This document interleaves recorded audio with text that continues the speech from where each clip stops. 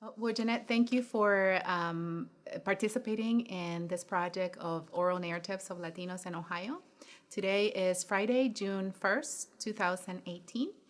Can we start with your full name, please? Yeah, I'm Jeanette Mira. Okay. Where were you born and where did you grow up? I was born in San Salvador, El Salvador, and I grew up in a lot of different places, but I moved to Cincinnati when I was 10. And so I would say that Cincinnati is probably where I grew up. Okay. And I've lived in Ohio ever since. Did you move from El Salvador directly to So Cincinnati? we moved to San Francisco first.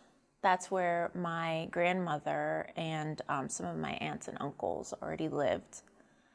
So this is a natural place to go. And from there, my dad's a pathologist, so he was already done with his residency and ready to practice when we came to the United States. So he had to do his boards all over again and then do his residency over again and the fellowship programs that he'd done, all of that he had to redo. And so for that, we moved around. So San Francisco, Baltimore, Maryland, Dallas, Texas, Columbia, Maryland, and then finally Cincinnati when he got his job at University of Cincinnati. Great. Tell me about your childhood. What was your daily life like? Wow, that's a broad question. I mean, I think I was just a regular kid. School was a big part of my life. I mean, that was the most important part of my life. My parents really believed that education was what would take you far in life, and that was always the main focus. They didn't grow up in horrible poverty, but their families didn't come from a lot of money, and they were able to better their circumstances thanks to education. My mom's a nurse and my dad's a pathologist, so they came from somewhat humble beginnings and were able to really improve their lives. And so they wanted the same for me. So yeah, school was the main part. And then, summer was just fun, playing with my brothers, just normal kid stuff. Great. So I was going to ask you, do you have brothers or sisters? You have brothers? I have two younger brothers. They're 5 and 6 years apart from me. So I was kind of an only child for a long time. So you're the oldest. Did you have to take care of the siblings growing up? Yes. So I found that coming from a different country and then moving away from our family in San Francisco, my parents, there was a lot of, not mistrust, but with moving around so often and not really having longtime friends or just anybody that you really know for a long time, they really relied on me to take care of my brothers in lieu of a babysitter or a family friend or something like that. So yeah, I did. My mom stayed home. So she was a nurse in El Salvador, and then when we moved here, she worked to keep the family afloat while my dad learned English and took his boards and did all that he had to do to get set up to get a residency and start his professional career here in the United States. But then after that, she pretty much stayed home and took care of us. So yeah, I was really lucky, actually. When you were young, did you travel to El Salvador? Did you ever go back to visit? Yes. So we came here because of the war. So we had no intentions actually coming to the United States. And 2 years, I guess, I was born in 78, and we came to the United States in 80. For those 2 years, my parents actually left El Salvador and went to Mexico City, where my dad did his residency. And so at the time that he was ready to go back, they realized that they couldn't because the war was flaring up, and it seemed like there was no end. So, yeah, we never had any intentions of coming here. And in fact, they came to the United States on a tourist visa because they just thought they were going to come here and wait it out and see what happened. And then they soon realized that they weren't going to be able to go back. And then we stayed, and they started building their life here. But yeah, there was a moment where things seemed to have settled. And I think I was 6 years old when this happened, 6 or 7. And we actually went back for quite a long time. I mean, I was out of school for, I feel like it was most of December because it was around Christmas time. And it was my mom and my little brothers. They were really little at the time, and myself. And she was going back to see how it was and to see if we could do it. And my brothers got really sick, and I got really sick. I don't know if your kids get sick, if you travel down there and get like intestinal trouble. I don't get that anymore, by the way. But I think as kids, we're more susceptible to that. So it was great. I got to meet all these family members that I had never met because I was just a baby when we left, and, live in this place that I was from and I didn't know. But yeah, it was very sad I think for my mom, because she realized like we didn't belong there anymore. But then after that, yeah, we would go. My mom goes every year. I try to go as often as I can with her. I've taken Paul. So I took Paul before we got married, so he could meet my grandmother, because she passed away shortly thereafter, and I wanted him to meet her. So yeah, we go back for sure. Yeah, I need to go back soon. So you speak Spanish. I do. And do your brothers speak Spanish? So that's interesting because I was born in a Spanish-speaking country. Well, I was born in El Salvador, and then I lived in Mexico City.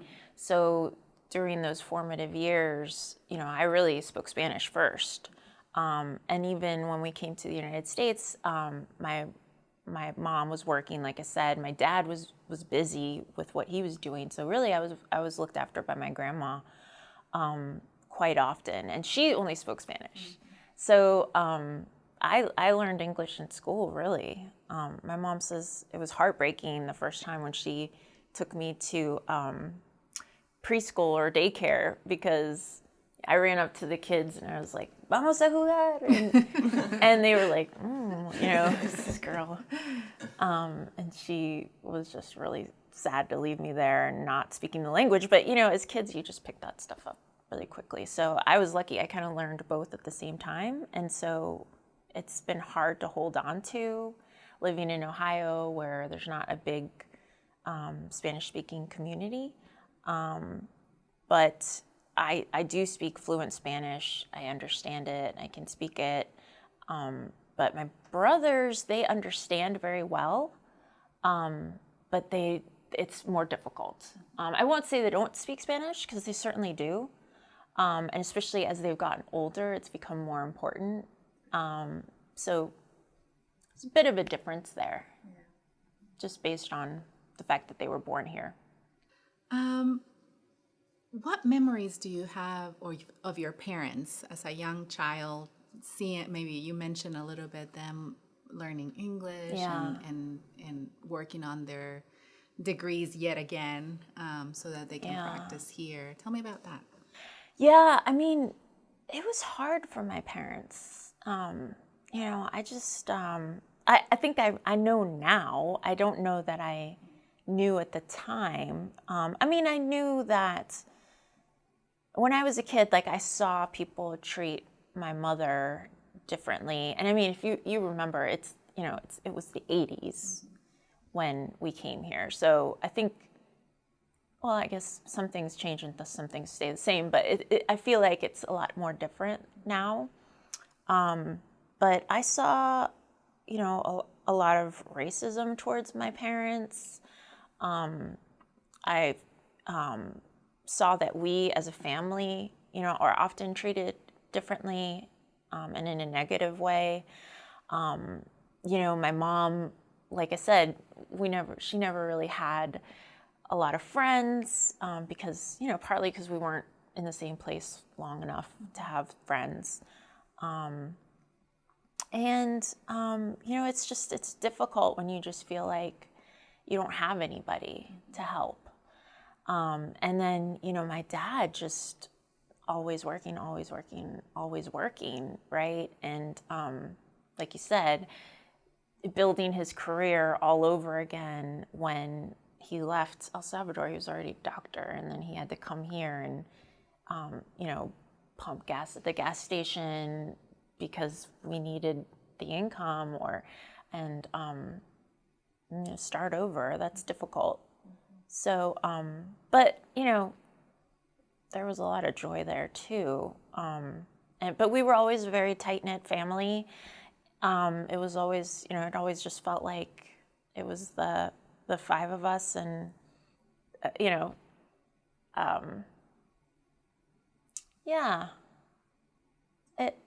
it's good and bad, just like always. Yeah. What traditions did your mother and father maintain from their upbringing? What things from El Salvador did they bring? Oh, yeah. Christmas at midnight. So, so, I mean, when we were kids, obviously kids can't stay up that late, but the big Christmas dinner was always on Christmas Eve. My mom, well, when we lived in San Francisco, we had family around, so, there's always the big family get-togethers for all the major holidays. But then when it was just the five of us, Christmas on Christmas Eve, and we would still open the presents in the morning. We didn't do a lot of stuff for Easter in terms of like the Easter bunny and things like that. Like that was more of an American thing. I felt like so, we didn't get Easter baskets. I think we got one Easter basket one year. But we didn't really do, that kind of thing. It was more about, church and what Easter is really about, But I mean, yeah, they I think did a really good job of trying to both assimilate to American customs, because we were growing up in school with kids that were all American, and that's what we were learning, and that's how we were growing up. So I think they did a good job of, the best they could to try to marry those two, right? Still keep our identity as Salvadoreños, but at the same time, try to assimilate to American customs. Food, pupusas, like my mom, we would make pupusas on the weekends. We still sometimes make tamales for Christmas. Paul made tamales one time, actually. A lot of it was food. Black beans, tortillas, things like that. Great. Yeah. What memories or stories of their country did they pass on to you? Is there anything specific? I know that you guys moved during a difficult time. Yes. In El Salvador. Yeah. Was that part? Were those stories ever told to you? Absolutely. Yeah. Yeah. Yes. Yeah. Unfortunately, my parents, like I said, they didn't ever think that they would come to the United States, and they didn't come because they wanted to, and they never intended to stay. So a lot of the stories that I heard were about, their life there and the friends that they had, and family there, and just unfortunately all the things that they missed being here, right? But for me, it was really interesting to hear, oh yeah, my mom had all these friends, all these ladies that she went to nursing school with, that she was friends with, and they all had different personalities, just like I do with my friends. I didn't necessarily see that. My mom did have some friends, and actually more now that we've been here for longer, and she's stayed in the same place for a while. She's established relationships, obviously, but when I was young, I didn't really see that so much. And then my dad's working all the time, so he had no time for things like that. So it was great hearing about their former lives, their relationships with the people that they grew up with, and learning about school. And that was a big topic of conversation, was how much harder school was for them, and how they studied, and how important that was, and then it's stories that you hear about your aunts and uncles, because I didn't grow up with my family in El Salvador, so all my family on my mom's side is pretty much still there. We have some people over here, but for the most part, my mom's side is still in El Salvador, and my dad's now is mostly in San Francisco. So while I'd see my dad's family more often, I didn't really know anything about my family in El Salvador. So a lot of stories about, when they were kids, and growing up with their brothers and sisters, and climbing mango trees, and things like that. I hear that Jeanette is your middle name. Yes. Tell me about that. Yes. Ugh. Yeah, this probably still breaks my parents' heart. But I'll preface this with the fact that I was young and stupid. So my grandma, may she rest in peace, is Esther Mira. And my dad, when I was born, wanted to name me after my grandmother, because that's tradition and that's what you do. And my mom had other ideas. I think she said she wanted to name me Catalina. And so they fought over that for a while. And I didn't have a name for something like, 3 or 6 months or something like that. And I was just La Niña and La Bebe. So finally they compromised, and they said, okay, well, fine, she's Esther. But my mom was like, but her middle name is Jeanette, and we'll always call her Jeanette, right? And I was always called Jeanette. I was called Esther Jeanette when I was in trouble, but I was always Jeanette. And in school, because I moved around so much, it was always an issue, right? It was always me. I was the first day of school. I'm the new kid. I'm already like weird because I'm the new kid. And then they would do roll call, and they would, Esther. And then I'd be like, I actually go by Jeanette, and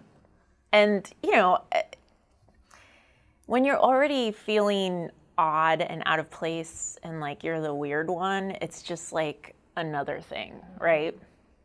And so that would happen every year that would happen. So I kind of grew up disliking that name, and just like, and plus, it's an old lady's name and that kind of thing, right? So, so I didn't get my citizenship until I was 19. And, we were permanent residents for a long time. And then we kind of all decided to get our citizenship together, which was kind of fun. But yeah, I was much older. And I realized that you could change your name as part of the citizenship process. And so, being a dumb kid, I was just like, oh, great, I finally get this name, rid of this name. Because here it's always like the first name, people always call you by the first name. That's how it is in the United States. So I just, great, I'm just Jeanette. I'll just get rid of it. And at the time, I just felt like, oh, well, that's who I am, and that's who I really am. And so I'll just make it easier in terms of paper, right? Mm-hmm. But it wasn't until I was older, later, that I realized, this is my grandmother's name, and I don't know, that probably wasn't the best choice. Maybe I could have switched them around, or maybe I could have just not cared about it so much. I don't really care about it now as an adult, obviously. Mm-hmm. I've met one other Esther in the world in my life, and she's much younger. But I'm just like, wow, I'm proud of you for keeping your name and going by your name. So I don't know, maybe I'll reinstate it. Yeah. So before you became a citizen, you were a resident alien. Yes. And tell me about that. Yeah. So when we initially came to the United States, we got a green card, right? And so I don't remember exactly how it worked, but you'd have to get that renewed every so often, right? And we would always have to travel somewhere. Like one time I remember we went to Chicago, and it was like this journey to Chicago from wherever we were. We were probably, I don't know if we were in Ohio yet, but, we were always going to somewhere we never been before to renew or do something with immigration, right? And so I remember when I was little, I was probably like 5 or so, and I actually saw the card, right? Like we all had one, and I had like, I don't know if my mom even still has it, but my picture is a little girl, and it said resident alien. And so I was like, wow, I'm an alien. That was, wow. And so I took that literally, and I made myself even weirder at school because I would tell kids that I was an alien. Some people want to be an astronaut. It's like, I got it. I'm an alien. And that's still the case, right? Yeah. It's still like there on the yes. green card. Why do they do that? I don't know. Why are we aliens? I don't know. They could choose a better word. Should be a better word for that. So you say you speak Spanish, Mm-hmm. and your family, your parents still speak Spanish.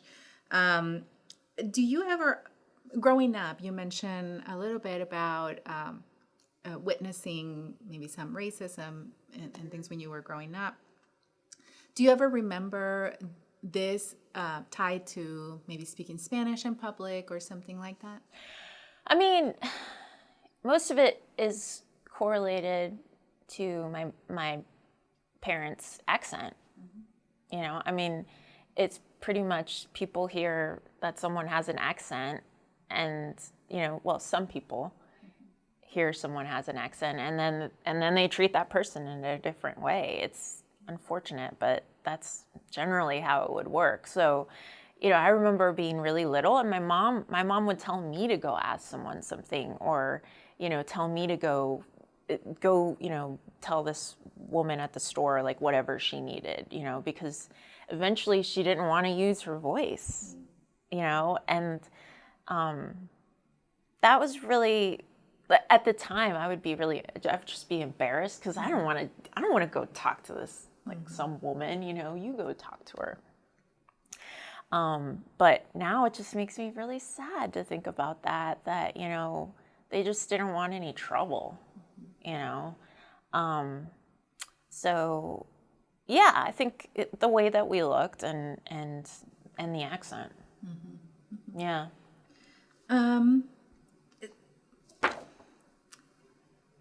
Did you go to college? Yes. Yes. Okay. I went here. Ohio State. You're a Buckeye I'm too. a Buckeye. Were you involved in any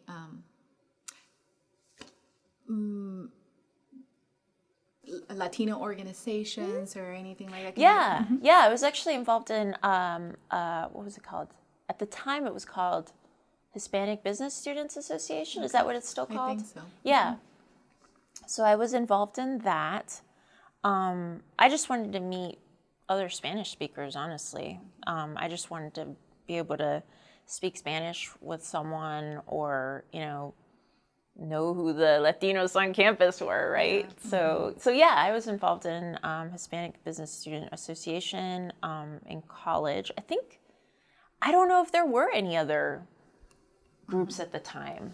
I graduated in 2001 and I came here in 98.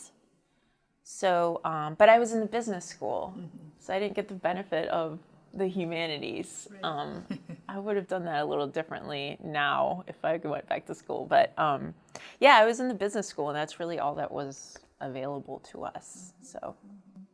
And in high school, did you do anything to sort of hold on to your Latina identity by way of maybe organizations or something like that? Yeah, my high school was very largely Caucasian and Jewish, actually, large Jewish population. So, I mean, I was pretty much the only one. So there really wasn't anyone to do anything with. Yeah. There was one Black person and there was me. So... Yeah. So, the way that I held on to that was just the influence of my parents, just, being able to appreciate those things that made us special. I didn't always want to be special, especially in high school. You want to be like everyone else. But I think there are obviously things now that I think are very important that set us apart. And even then, there were all kinds of traditions and our language and just our ideas of things that were different than Americans. And I guess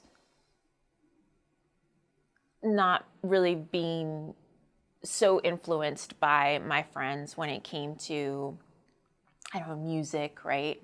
I mean, there was all kinds of music that my parents listened to. I mean, they listened to American music largely, but there's all kinds of salsa music and cumbias, and especially at parties, that Latino music that my friends didn't know anything about.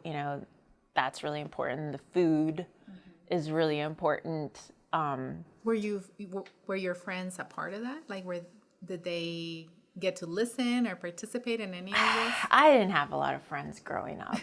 I'll be honest. I mean, I moved around a lot, so I just, like I said, I was always kind of the new kid, and everybody had their friendship group. And then even when I moved to Cincinnati, I was 10, those kids had been together since kindergarten. That's how my brothers grew up. They moved there and then they started their kindergarten there. So they had, a large friendship group. But I was already coming in the middle. So it took me a long time to make friends. And, in high school, it's just difficult. It was difficult for me being Latina and being in a school with largely well-to-do a Caucasian population, which, we were doing fine. My dad was a doctor. We were fine. But I just, I never really, I guess, embraced that kind of culture. My parents are a lot more humble. Like I said, they come from humble beginnings. They have different values. And I never really got into, clothes and, well, I was always shopping on the sale rack. So my mom was always shopping on the sale rack. So I never had like the newest clothes or the newest shoes or any of that stuff. So Yeah, I had a small group of friends in high school, and yeah, we didn't really do stuff like that much. They didn't really come over for dinner or things like that. Did you have a quinceañera? No. No. I didn't want that. I didn't want that. So as Salvadoreña, that wasn't really our tradition, first of all. It was more of a Mexican tradition. So that was the first thing. But also, and I mean, my cousins had one, and my parents asked me if I wanted one. But I just never got into that. Like, the thought of, I mean, even for my wedding, I had 10 people at my wedding. Like, it's just not me. Like, I don't want to put a big dress on. I don't want to, everybody looking at me, especially at that age. Right. You don't want all eyes on you. No. And it costs a lot of money. And I was just like, oh, it just seems like, I don't want my parents spending all that money on that. That seems odd. So maybe that is American influence, right? Mm. So maybe that is because I didn't want one either. Yeah, so. Yeah. And I was in Mexico. Yeah, I mean, I don't know if it was because also my friends didn't really have that. I mean, they had big birthday parties, you know, but nobody was really doing that. But I think it was also just me. I wasn't into it because my wedding was kind of low key and not a lot of people and not the big dress and all that. So your grandmother lived with you guys? So we actually, when we came to the United States, when we came to San Francisco, we lived in her basement for a while, for while we got settled. So yeah, we actually lived with her. And then, you know, obviously we moved out at one point and got our own apartment and lived on our own. And yeah, she was always around when we were in San Francisco. And then she would come and visit. In the summertime, she would come and stay like a month at a time, you know. So yeah, we saw her growing up for sure. What do you remember about her? So and this is your mom's? This is mom? my father's Your mom. Father's mom. Mm-hmm. Yes, I didn't actually spend much time with my mother's mother. My grandmother, she was always out and about. Like, she had a lot of different friends at church. She was very social, and she was always, you know, into something. She was always going over to a friend's house or, you know, just out in the world, right? And she lived in the Mission District in San Francisco, which is such a colorful and vibrant place, and just very different from anywhere that we lived. You know, we always lived in a largely white areas, right? And so, yeah, she's very colorful. She's very colorful, and very social, and lovely. Just lovely lady. Yeah. So you were 10 when you moved to Ohio. What was your first impression?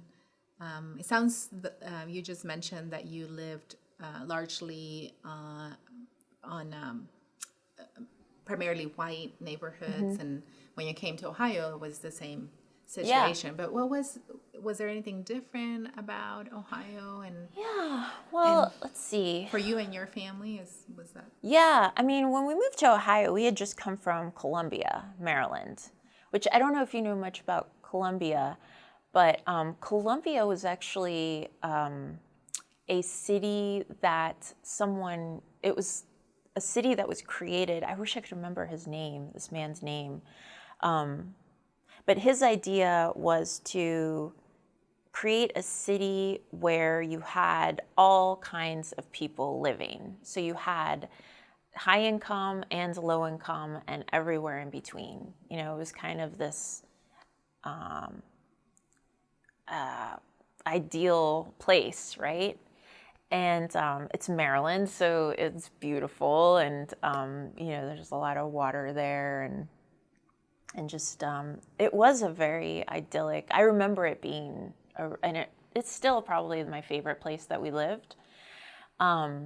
So Ohio, Well, and I guess there was more diversity there now that I'm thinking about it, because I did have an African American friend there, and I lived next to a Korean girl, actually, South Korean girl. So yeah, there was a lot more diversity there. We only lived there a year. So moving to Ohio, it wasn't starkly different because, Columbia wasn't like San Francisco. But it was different. But mostly, I felt like that was going to be my home because my dad got a job at UC, University of Cincinnati, and that was his first, big job after all of this struggle. He was finally done, and, we were moving there to plant roots, right? So that was pretty exciting. I knew I was going to be there for a while.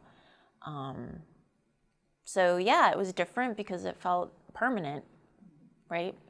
At least somewhat permanent. Right. So what jobs have you had here in Ohio? I actually haven't had that many jobs compared to my friends. I just feel like most people are at a job for 5 years and then they leave, if that, right? Nowadays. But you mean like out of school jobs, right? I did work at Kings Island when I was 15 and a half. No, so when I graduated from college, I did international business and marketing. I actually came here for international business. I was going to be a doctor in line with the Mira family. And so I went to UC for 2 years. And then I transferred here because they had an international business program. So I initially worked in the mortgage industry. I was an underwriter for a mortgage company because that was when the bubble was starting, actually. And so those were the jobs that were available at the time. So I worked there for 5 years, and then the bubble burst, and everyone got laid off. And then I was at my hairdresser's telling her all my troubles, as we do. And she said, well, my husband actually works for, it was Limited Brands at the time. And he works in the real estate department. And it's probably not the same because you're doing residential and you're kind of doing a different thing. But I should talk to him because, it might be the same. And that was actually the only place I wanted to work because, it was fashion and I had been in like banking and finance, and that wasn't really my interest, but that's what was available.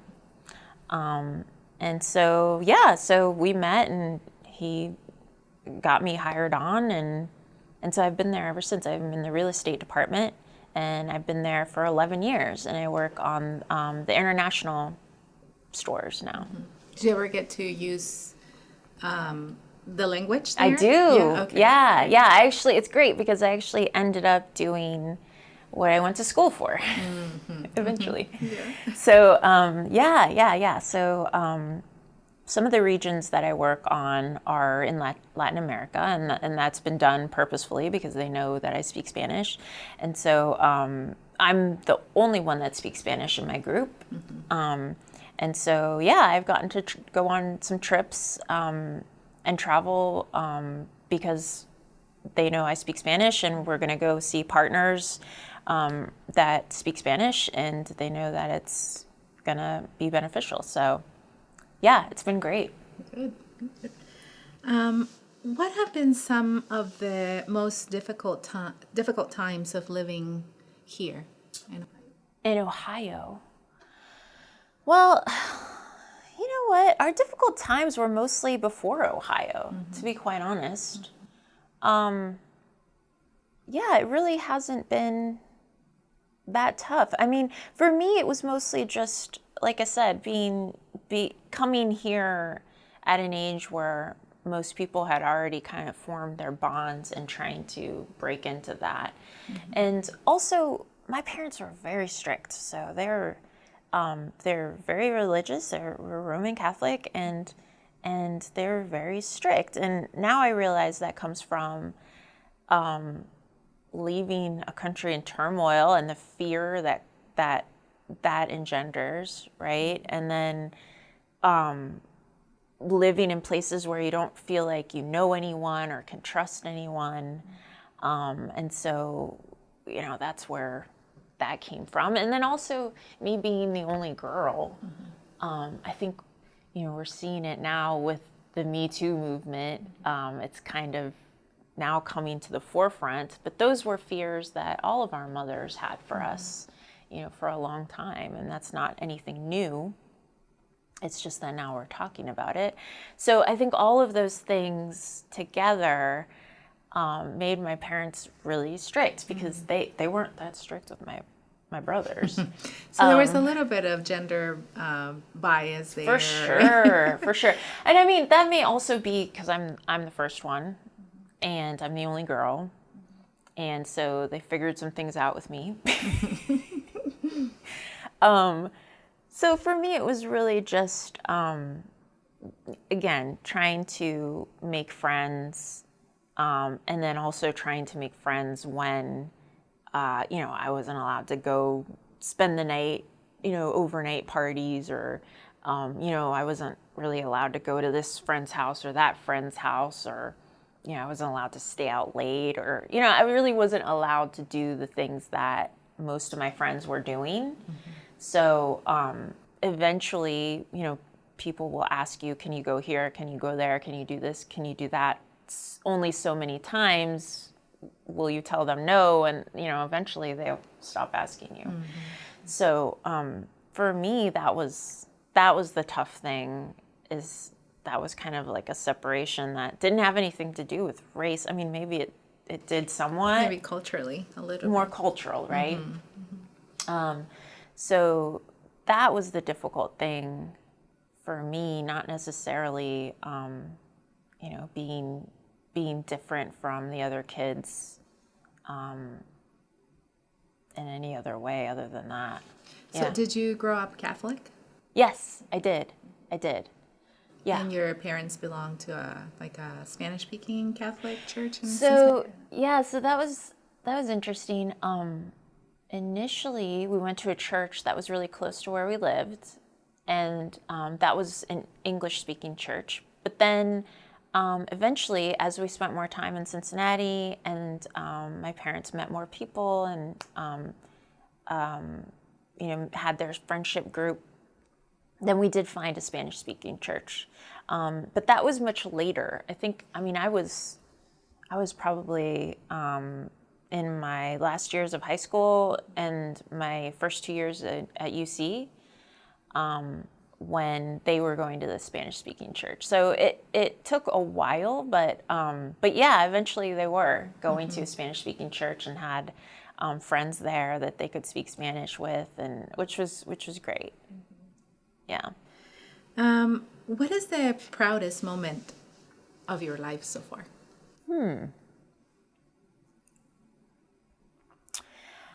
Well, I guess more than, like the standard accomplishments, I guess it was just when my dad said that he felt like I was going to be the one that they would have to take care of. Again, gender bias, right? Like they just want to take care of their little girl. But that, I didn't ask for anything. I didn't want for anything. I actually was the one who was like, no, I have to get out of the house. And I figured out a way to do that. I was always very independent. And so my dad at one point told me that, he thought that I was going to be the one that they were going to have to take care of and look after. And meanwhile, I'm the one who's always taken care of myself, that has always, found a way to do things on my own, that's never asked for help, that's, that I've always been independent, right? And now he realizes that they didn't have to worry about me, that You could do it. That I could do it. So, yeah, I think that was probably my proudest moment. Yeah. You're married? Yes. And your husband is not Salvadoreño. No. Tell me about, has that been easy to, Yeah. do you think it made any difference, you marrying somebody that's not Latino? Yeah, I mean, for the longest time, I was trying to find someone Latino, which was hard in Ohio, as you know. It's a very small pool. Yeah. Another reason why I joined Hispanic Business Students Association. But honestly, I think it's actually easier. It's probably different again nowadays. It's probably different because we're older and the new generation that is coming up is different. But I found that, and honestly, even amongst white men, that there was a lot of what a woman should do and what your responsibilities should be and what your role should be as a woman. There are a lot of ideas that Latinos have were not in line with my ideas and the way that I wanted to live my life and the way that I saw myself. You know, I never grew up thinking I want to get married and have kids. Like, unfortunately for my mother, I never.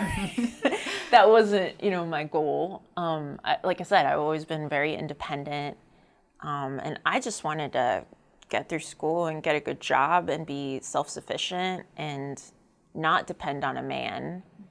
And I found that Latinos, like, I was not in sync with that, which is a big reason why I chose somebody who's Caucasian. But Paul's very special in that he also has a love for the Latino community and an interest and affinity in that.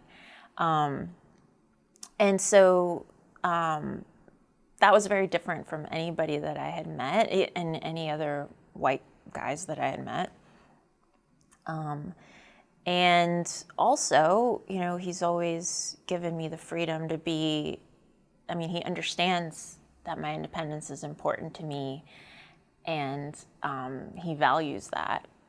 So, no, it hasn't really been difficult. And he makes a mean pot of black beans, which is a plus. It's important. Yes, yes. So actually, no, it hasn't been important. I feel like a lot of white men that I dated wanted to kind of ignore that part of me and not acknowledge it, which was difficult. So I kind of, for a while, felt like, well, I'm not really in line with these guys who are also Latinos, but I'm not really in line with these guys either. So where do I fit in?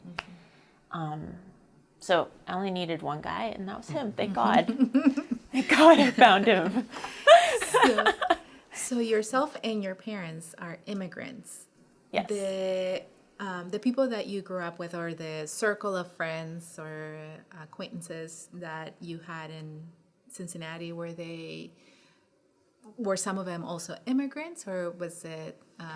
No, everyone was white. Mm-hmm. Everyone was Jewish. White or Jewish. Yeah.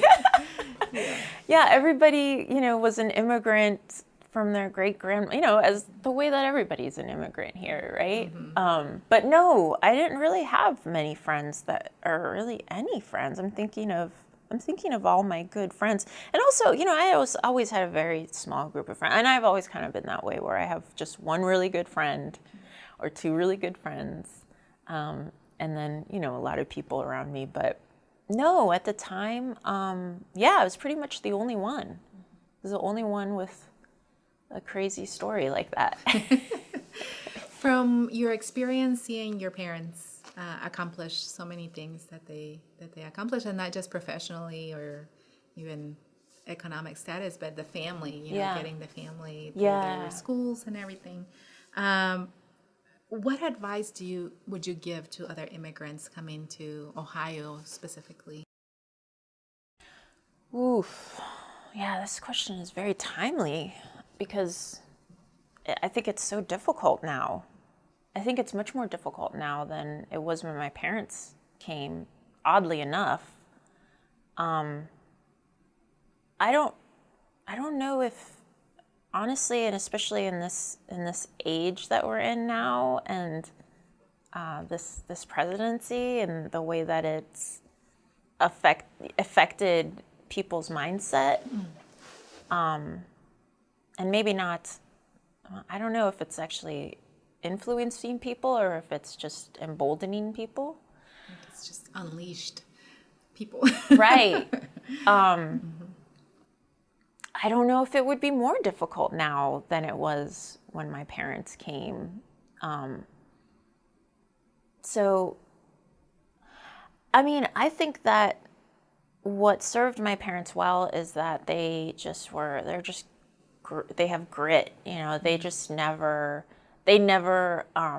expected anyone to give them anything.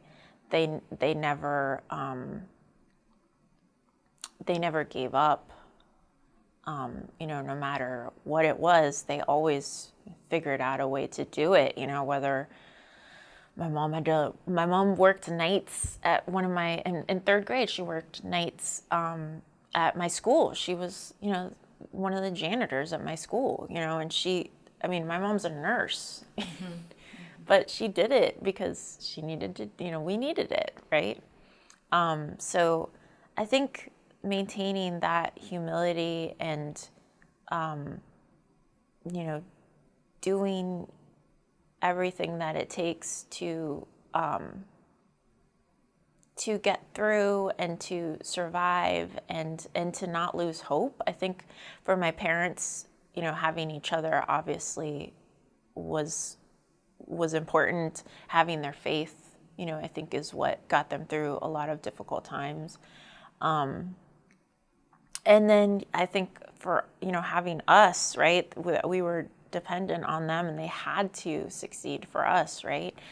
And mostly education, because they wouldn't, I think that is the most important thing and is one thing that, again, makes it very difficult nowadays because, my parents were lucky that my dad was on his way to a career where he could gain affluence and we could go to the best schools in the county, or they could afford to send us to private school. I never had to go to private school actually because we lived in a nice area and there were good schools there, right? So I feel like it's very difficult nowadays if you don't come with that kind of education. If you then you're likely living somewhere where the schools aren't that good, and then those kids aren't getting the best education. And so it's very cyclical. But I think even still, that's the most important thing is education and making sure that you learn the language and that you are able to assimilate and make your life for yourself and your kids. I mean, for my family, that's really what it was, is making sure that we did well in school. Yeah. Is there anything else you would like to add to this interview about your experience as Latina or in Ohio? Or Yeah, I think Ohio has been great for me. I think that it's amazing to see how it has changed since we came here. There's a lot more diversity here now than there was before. I mean, we're lucky that we're in Columbus and we have this university that brings people from all over the world. And I hope that it continues on that trajectory. But I think I'm very lucky. I'm very lucky for who my family was and who my parents were, I don't have any regrets or complaints. And I just, honestly, I just feel like our story is fairly typical, but then atypical because I just feel like others haven't had it so easy. I mean, my parents didn't have it easy, but in comparison to what others go through, I think we're extremely lucky for the way that it turned out. Thank you so much for this interview. Thanks.